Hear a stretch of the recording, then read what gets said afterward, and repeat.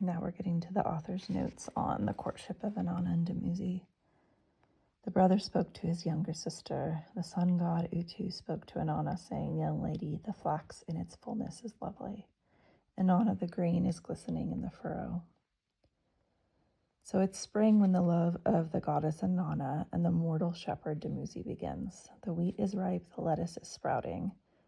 The gardens are in bloom, water is flowing, and fresh milk is abundant. The growing, blooming aspect connects lovers and the spring earth. In the story of the halupu tree, the young woman Inanna was given a throne and a bed. In the story of Inanna and the god of wisdom, Inanna, the queen of the land, earned her throne. Yet, as the courtship poems begin, the bed of the young lady is still empty. The sun god Utu, who oversees and affects the growing earth, approaches Inanna and compares her sexual ripeness to the ripeness of the growing grain. By his sexually arousing dialogue with his sister, Utu takes on momentarily the role of sexual initiator, a role he refused in the halupu tree, for it would have led to too close of a bond between brother and sister and not permitted the destined bond between goddess and mortal. Since Gilgamesh, the hero of Uruk, and Dumuzi were both listed as historical kings of Uruk, who ruled in approximately 2500 to 2275 BC and shared the same mother, Surtur or Ninsun, they can be considered avatars or incarnations of each other. Utu incites Inanna in order to prepare her for her destiny. Her marriage bed with the shepherd Dumuzi, hence the bond that was formed between Gilgamesh and Inanna in the halupu tree, is to be consummated in the courtship. Meaning that this author who put this together believes that the person in the beginning, the Gilgamesh in the halupu tree, Inanna's friend, then later becomes Dumuzi, her lover. But Inanna refuses. Perhaps she wishes to choose her own consort. Perhaps Inanna, who has her own garden, finds the farmer more familiar and appealing than the coarser, rougher figure of the shepherd. Dumuzi, in turn, refuses to be overlooked and offers to match his rival's gifts. Inanna protests, but Dumuzi persists, reassuring her by comparing their families that she and he are not so different. Yet it is only when Dumuzi fortuitously equates himself with Inanna's beloved brother Utu that he is able to spark her desire for him. When Dumuzi actually arrives at Inanna's house bearing the gifts he had promised, Inanna runs to her mother. Surely Ningal, the mother who bore her, would know about love and loving. Ningal reassures Inanna by explaining that the young man will be both mother and father to her. She needn't be afraid of leaving her home, for she will find another where she will also be nourished and protected. Open the house, Ningal advises her daughter. When Dumuzi waits, Inanna purifies and adorns herself in the hope of being admired and loved. When she opens the door of her house to Dumuzi, her outer allure delights him, and his delight in her, in turn, arouses her passion. To press one's neck close to another, to put one's hand in another's, and to embrace are all Sumerian expressions for making love. I'm going to read the notes here. In the famous Chinese epic of, Monkey, a similar confrontation and victory take place. The earthly, crafty magician monkey, Inky, challenges the great Buddha on, but is defeated after he hops into the Buddha's hand by experiencing the limitlessness of heaven. And this note says the information is found in the historical document of the Sumerian king list, which states that Dumuzi's reign of 100 years was followed by Gilgamesh's reign of 126. Before Dumuzi, Lugalbanda reigned over Uruk, and before him Emmerker built Uruk and ruled over it for 420 years.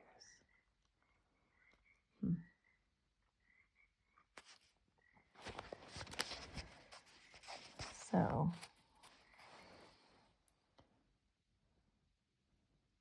from this moment, the lovers enter their own world. Realizing her former barren state, Inanna urges the man of her heart to fertilize her, all of her. Her readiness and eagerness incite his energies, and Dumuzi blossoms. In the next several love songs, as in all deeply shared and open sexual passion, there is a mingling and intermingling of male and female energies. Inanna drinks Dumuzi's milk, he drinks hers. They dance and meet. Dumuzi offers his ripened fruit to Inanna. Inanna pours out her ripened fruit to Dumuzi. The doors to each other's houses are wide open. They call each other brother and sister, terms of affection and kinship in ancient love songs. As soulmates, they wander together in the spring garden of life. In the final series of love songs, Inanna calls for the royal bed her family had wished her to prepare. She sums up the love shared between herself and Dumuzi, and then commits herself to serving her king and husband in every possible way. Ninshubur restates Inanna's pledge in a more public manner. Inanna, queen of heaven and earth, will serve her husband, who will be the king and servant of all Sumer and Akkad. The marriage is consummated officially and followed almost immediately by Dumuzi's withdrawal to kingly matters and Inanna's bereaved memories of a lover, a brother who was once so sweet. The love of Inanna and Dumuzi divides into 3 sections. In the first section, the young woman Inanna still belongs to her family. Her brother guides her, her father and grandfather advise her, and her mother counsels her. She's physically ready for the sexual act, the flax in its fullness, yet she still needs time to be emotionally and psychologically prepared. The back and forth, pulling and tugging, verbal battles, so much part of young love, give the young woman and man time to try each other out and become familiar before setting sail into unknown territory. In the second section, the lovers embark. The world of the senses so explodes about them. Drinking, eating, churning, dancing, singing, tasting, smelling, that they are oblivious to everything but each other. They feed on and are nourished by one another's vital juices. The words of Inanna's mother, Ningal, are prophetic. The young man will be your father, the young man will be your mother. In taking all their nourishment from each other, each becomes, in turn, parent and child, feeder and fed. Dumuzi plants the seed that nourishes Inanna. Inanna gives to Dumuzi the impulse that enables him to sprout. Yet they are more than parent and child. They are brother and sister, equals, capable of articulating and expressing the riches that love induces. Dumuzi rejoices, O lady, your breast is your field. Your broad field pours out plants. Your broad field pours out grain. Pour it out for me, Inanna. I will drink all you offer. Inanna sings, my honey man sweetens me always. My lord, the honey man of the gods, he is the one my womb loves best. His hand is honey, his foot is honey. He sweetens me always. The always ends, whether by external or internal interference, unending, uninterrupted, mutual bliss is not an earthly possibility. Change is the human condition. In this instance, it is the woman Inanna who, by calling for the royal marriage bed, brings the family and social world into her exclusive relationship with Dumuzi, thus ending the honeymoon. The third section reflects upon the poignantly echoes the first and second sections. The marriage bed that Inanna calls for is the very one her brother Utu first advised her to prepare. But now Inanna takes on the voice of the woman. She proclaims what will be. What once flowed so freely and naturally between man and woman is declared and determined. And then, by accepting the mandates of Ninshapur, the servant of the holy shrine of Uruk, that she will give her husband the strength to provide leadership, guidance, and fertility to others. Inanna implicitly sanctions her lover being turned into father. As Dumuzi takes on the prescribed role of father and king, he asks Inanna to set him free, for he cannot be her exclusive paramour, making love to her 50 times, and also serve in the manifold ways demanded of him as king of Sumer. He who once in awe and eagerness cried, "Great lady, I, Dumuzi, the king, will plow your vulva," now relegates the priestess of heaven and earth to the role of little daughter. He who once sought to be close to Inanna, "My sister, I would go with you to my garden," now seeks to separate himself from her. "Set me free, my sister, set me free. You will be a little daughter to my father. Come, beloved sister, I would go to the palace, set me free." The courtship has come full circle. Although the shepherd has become king, and Inanna has found a consort for her royal marriage bed, the intimacy and passion of their summery love is gone. The two are together yet separate.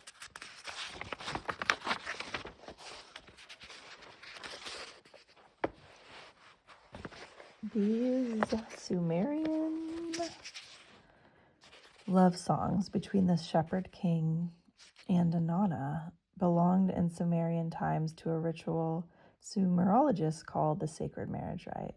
In this ritual, the king of a Sumerian city, usually given the epithet Dumuzi, symbolically weds the goddess Inanna, who is represented by the high priestess of her city, meaning the high priestess of the city in real life, and a king of a Sumerian city in real life. And so high priestess meant basically a spiritual leader. If the goddess is pleased with her suitor and her gifts, she opens her house to him. The sacred marriage bed is prepared, and there, at the proper time, see the joy of Sumer, which it's New Year's Day. Hymn and commentary. The sacred marriage rite between king and goddess takes place to the accompaniment of merriment and such songs as those in the courtship. So we're talking about real life Sumer now. A detailed description of both Inanna's powers and the sacred marriage bed is given in the story of Enmerkar and, gosh, I'm really going to butcher that, and Subkazdana. In this story, two kings of Sumer each claim to be first in Inanna's affections. The king of Arata boasts, "He will lie with her on the splendid bed, but I will lie in sweet slumber with her on the adorned bed. He may see Inanna at night in a dream, but I will commune with Inanna face to face." Then Emerkar, king of Uruk, speaks, "He may dwell with Inanna in the Zagan of Arata, but me she will let dwell with her when, from heaven, she is standing on earth. He may lie with her in sweet slumber on the adorned bed, but I on the splendid bed of Inanna, which is strewn with pure plants at its back, and an ug lion at its head, a perig lion. The ug lion chases the perig lion. The perig lion chases the ug lion. The ug lion is chasing the perig lion. The perig lion is chasing the ug lion. The day did not dawn. The night did not pass. I myself accompany Inanna for 15 double hours."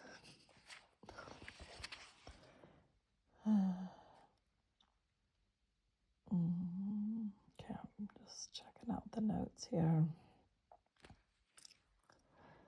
So this is a different story that is, there are iterations, obviously, of this story that continue on and on and on. And so I'm very much interested in the first one, which is the one we're reading. Inanna's powers are prodigious. She's capable of making love through the day and night. She's the cosmic force that descends from heaven to earth. Not only is she a spiritual vision in dreams, she's the awakening force that stirs love in men and ripeness in plants. No wonder kings competed for her favor. The man who wed such a goddess would gain fertility for himself. The farmer who wed Inanna would gain fertility for his plants, and the shepherd who wed Inanna would gain fertility for his land and people. Inanna, the love goddess, was the force that through the green fuse drives the flower. That's from Dylan Thomas and the collected poems of Dylan Thomas.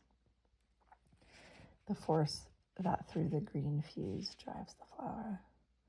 In the love songs, the Sumerian farmer and shepherd compete for the affections of the love goddess.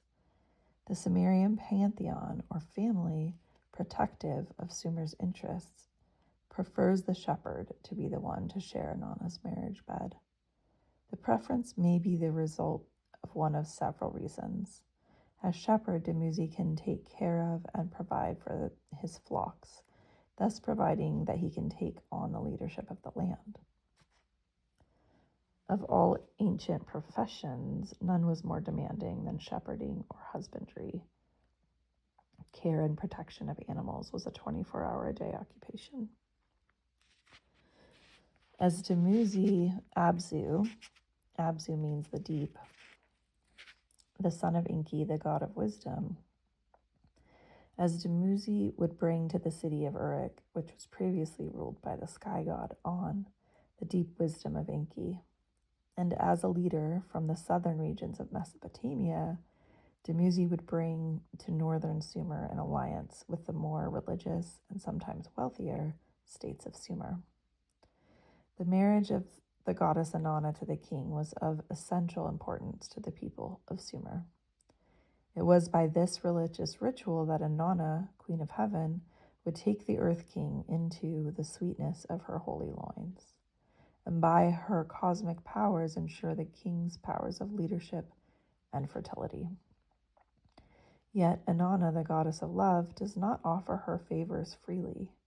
Not only must she be properly approached with sweet words and gifts, but she must be properly and amply loved. A lion of a man is demanded, a king who is equal to Inanna in ferocity, rage, greed, power, and passion for life.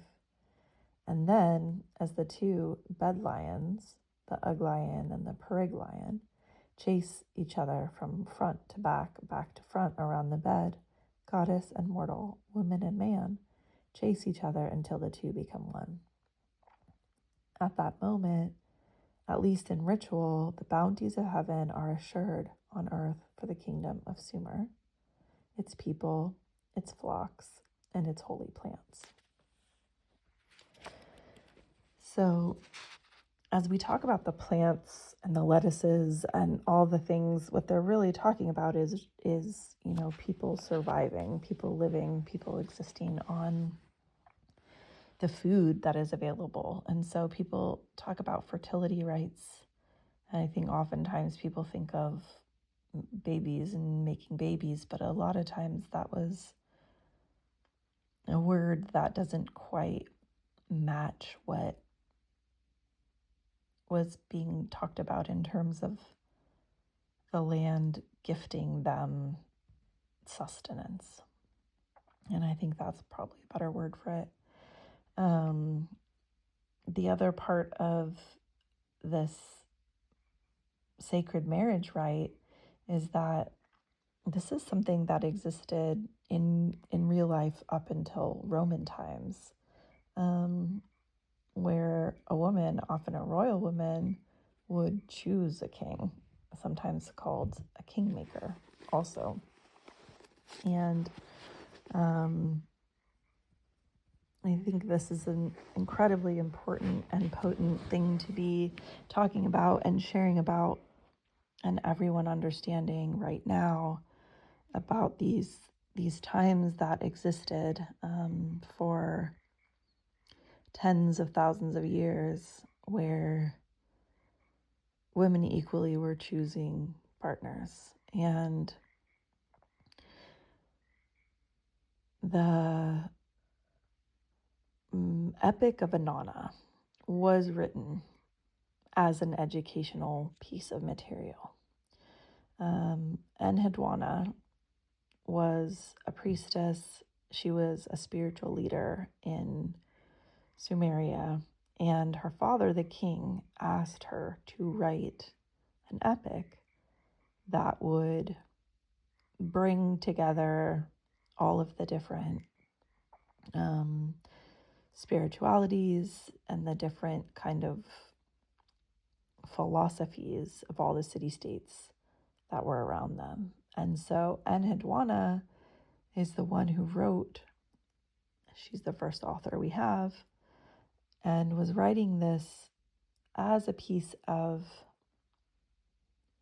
diplomacy, as a story, as an epic that would shape society. And it did. This epic shaped society for 2,000 years. What we read about in this epic was how their society lived.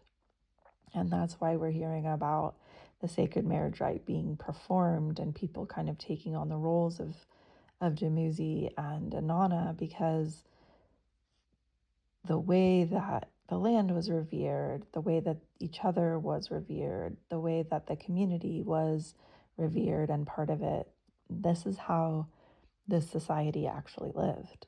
And I think that's why this book is wildly important.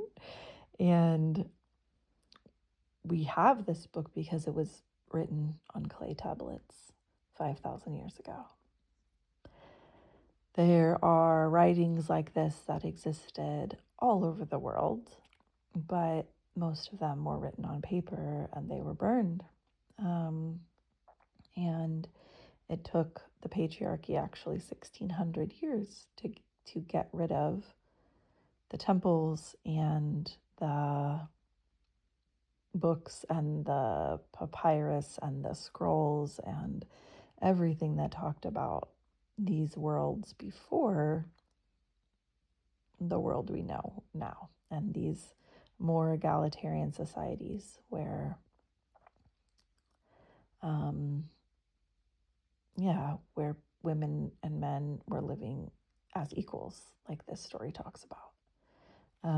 So next we will be getting into the descent of Inanna, which is also spectacular because it talks about their spiritual beliefs and personal growth and self-understanding and societal awareness in a way that, we were definitely told didn't exist 5,000 years ago.